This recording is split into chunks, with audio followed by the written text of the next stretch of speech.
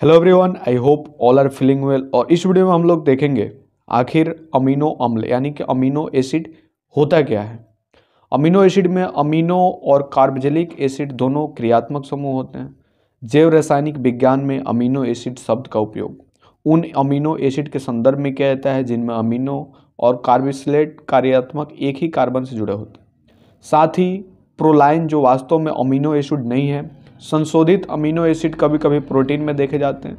ये आमतौर पर अनुवाद प्रोटीन संश्लेषण के बाद एंजाइमेटिक संशोधन का परिणाम होता है।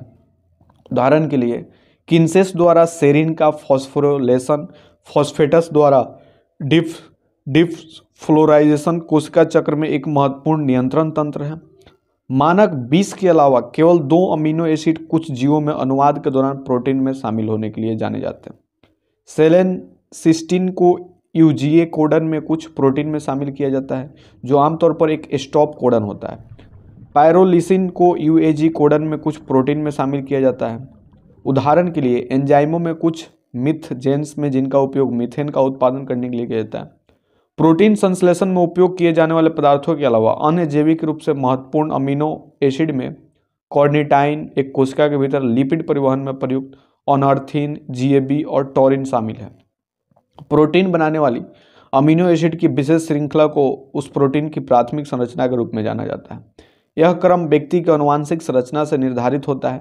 यह रैखिक पॉलीपेटाइड बैकबोन के साथ साइड चेन समूहों के क्रम को निर्देशित करता है। प्रोटीन में 2 प्रकार अच्छी तरह से वर्गीकृत अक्सर पाए जाने वाले स्थानीय संरचना के तत्व होते हैं जो रीढ़ की हड्डी के साथ हाइड्रोजन बॉन्ड के साथ विशेष पैटर्न द्वारा परिभाषित होते हैं।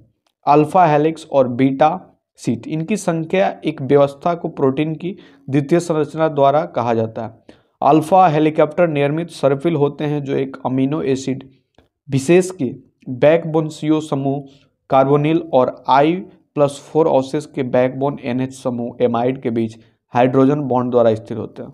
सर्पिल में प्रति मोड लगभग 3.6 अमीनो एसिड होते हैं और amino acid side chain helix के सिलेंडर से बाहर निकलते हैं।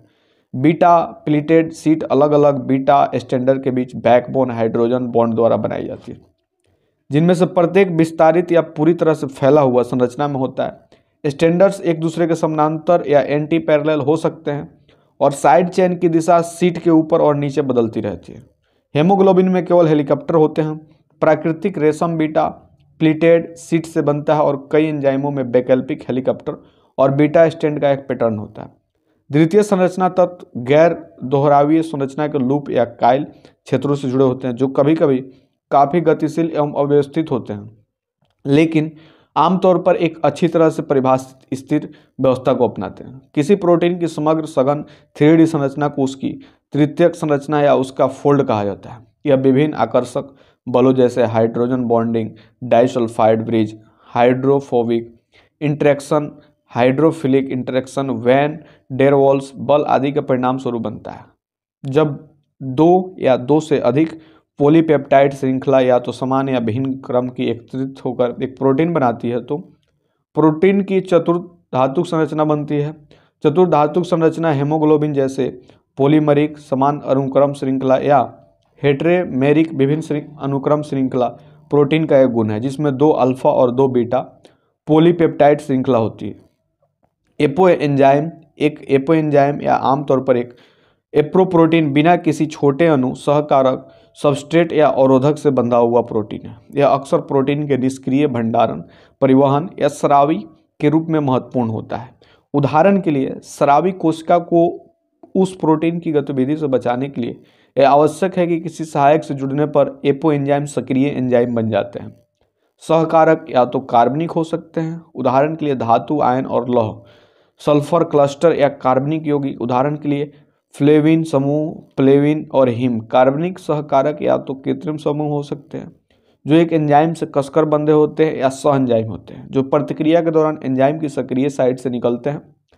उसके बाद बात करते हैं आइसो एंजाइम की। आइसो एंजाइम या आइसोजाइम एक एंजाइम के रूप में होते हैं जिनमें थोड़ा अलग प्रोटीन अनुक्रम होता है और बारीकी से समान होते हैं, लेकिन आमतौर पर सामान्य कार्य नहीं होते। या तो विभिन्न जीनों के उत्पाद है या फिर वैकल्पिक स्प्लिंसिंग के विभिन्न उत्पाद हैं, वे या तो एक ही कार्य करने के लिए विभिन्न अंगों या कोशिका प्रकार से उत्पादित किए जा सकते हैं, या बदलते या विकास की पर्यावरण की आवश्यकताओं के अनुरूप विभेदक विनियमन के तहत एक ही कोशिका प्रकार में कई आइसोजाइन का उत्पादन करते हैं।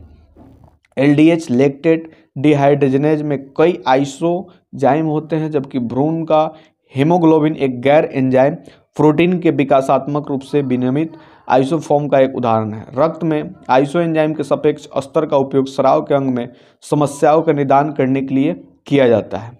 जल्दी मिलते हैं आपसे अगले वीडियो में, तब तक के लिए बाय बाय।